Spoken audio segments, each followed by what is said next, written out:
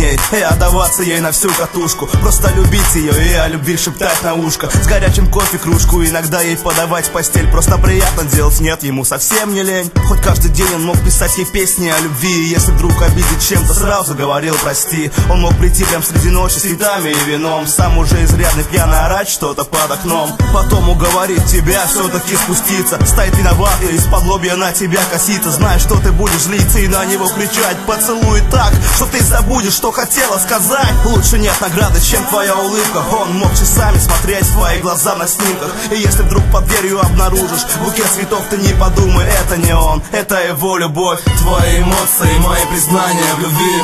Побудь со мной, еще не уходи. Дай мне свою руку, обними меня. Хочу, чтоб счастлива была. Твои эмоции, мои признания в любви.